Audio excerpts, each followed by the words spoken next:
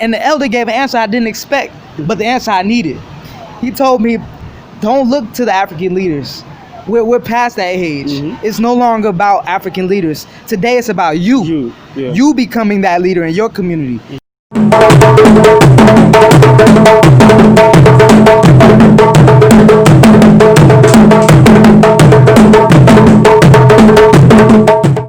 Hey, do you know what is happening today? Our outfit will tell you what is happening today. Yeah. My brother has been here for some time now. He's from the United States, but then he's now in Ghana. And look at what he's wearing. Do you know the name of this material? No. Actually, is it? I'm gonna take a guess. Okay. Is it batik? Batik. Yeah, batik. But normally, our materials has its own name. Like, if you love me, come. Or I will die for you, or something.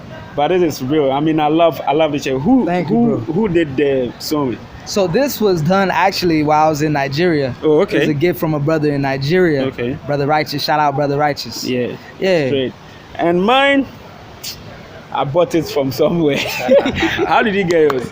Okay, this one is coming from Shako. Okay, Shako Evidence Wear. Okay.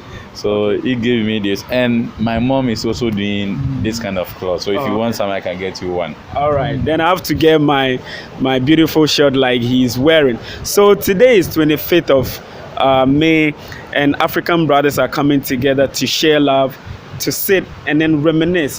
Plan, take action as to how we can come together as African brothers and sisters to push Africa to the next level. So I got my brother Kwame right here. Kwame, what do you say about this whole African liberation, African Union, and then your experience today listening to big knowledge from these people? Men. Yeah, first and foremost, greetings and salutations to everybody. Happy Africa Day, Africa Unity Day. This is our day. And we have to take ownership of it. We have to look at it for what it is. This is our day to come together and, like you said, game plan, strategize, figure out ways where we can bring ourselves together and build Africa, build up our communities wherever we may be. The brothers, the elders, man, a lot of great words. I asked a question from one of the elders. I asked the question, who are the African leaders today that we can get behind as young people and move the continent forward? Greetings and salutations. This question is for the two elders, Nana and my great elder there, who dropped a lot of knowledge. First and foremost, thank you guys for sharing with us your infinite wisdom. We appreciate, especially people like me who are younger, who don't know much of the things you're talking about, but are learning from you at this moment. My question for you, you mentioned things like the Free Africa Club and all these different groups that rally to bring African liberation, and even some of the modern day people like Dr. Mumbi, PLO Lumumba, Dr. Artana Chimbori Kwao. Who are some political leaders who are actually in power today in Africa that you feel we can rally behind, whose movements you feel we can get behind to move forward as young people, because they have the vision and they are moving in the direction we need to be moving in? That's my question. Thank you. And the elder gave an answer I didn't expect, but the answer I needed. He told me, don't look to the African leaders. We're past that age. It's no longer about African leaders. Today it's about you. You becoming that leader in your community. Each and every one of us has the potential to be that Kwame Nkrumah, that Malcolm X, that Haile Selassie, that Martin Luther King, whatever the case may be. Now is the time for us to look to our brothers and sisters and say, Echo, our brother, let's build, let's liberate ourselves, let's unify. And that's why I'm here, and that's why you all know what it is. Come to Africa, let's do it. It's game time. It's game time. Let's get it. Action time. No more talking, man. No more talking. So I have my brother right here. Let me also speak to him. Yeah, you asked the question. What question was it, and what was the answer given you by the elders? Okay, so greetings from the motherland, and today is African Union Day. So today is our day, and I want this day to be celebrated in all African continent as bigger than any other day in the world, because this is our day. And the question that I asked today, I've been blessed. I was sitting here with the chief Nana, two Nanas, and professors from outside Ghana. They are back home, and the question I asked was, I was born and raised in a Christian home. And my mother used to tell me, don't cheat, don't steal, don't envy, don't kill, don't do this stuff. And when I go to my grandfather's shrine, he also does the same thing. Don't kill, don't shoot, don't do this, don't do this. But my grandfather has never said Christianity is not good. But my parents keep telling me what my grandfather is doing at the shrine is a sin. And one thing is that when you go to the churches or you go to the church, those people are doing worse thing. But when I go to my grandfather's shrine, it's justice. You don't lie, you can't lie. Because those gods, they are justice. They will finish you right now. Yeah, they will finish right now. Like they do justice to everything. That time. So when I go to church, I saw a lot of people committing abortions, stealing, enviness, selling anointing oils and others, a whole lot of process. But when you go to my grandfather's shrine, it is never done like that. So right now I'm confused because I was brought up in that way to believe in that book which was written by somebody, and it's a lie. I've seen that, and there's a vacuum in every personality, and that vacuum is your ancestral spirit. So when the time comes and that thing is like giving you information, or your mind or your brain or your conscience is telling you something, my elders are telling me to follow that conscience because there's God in me. Okay. So I was born and raised in a Christian home for over 35 years now. I think about the last 2-3 years, I have a feeling in me that it's a lie or it's a story. And the reason why I'm saying that is my grandfather used to worship this kind of idols and other stuff. He has a shrine.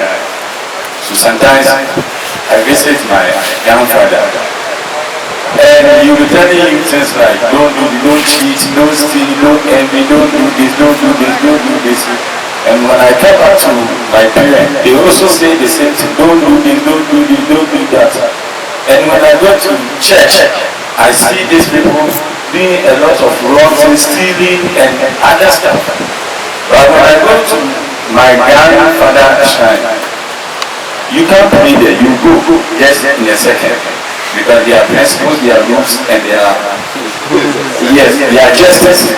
But when you come to those who in your book, they do a lot of worse things. And one thing, I stopped going to church for let's say about 6-8 months ago.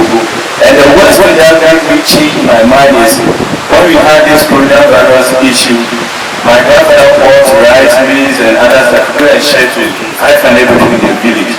And the church that I used to go, they send us a WhatsApp message that you can still pay your tithes, your offerings, blah blah blah, on this platform. And I asked myself, this church has been collecting offering tithes and other stuff for the past 30 years. So they have a lot of money back there, and they know the total number of church members. So why can't they give like 100 cents to every church member or something for the church member, because they know the number to use, because we are not in online times. So right now I'm a bit confused. I don't know. For me personally, I sit down to be slavery. So I want my father's help, because I want to follow my grandfather's footsteps. I want to go to my grandfather's place.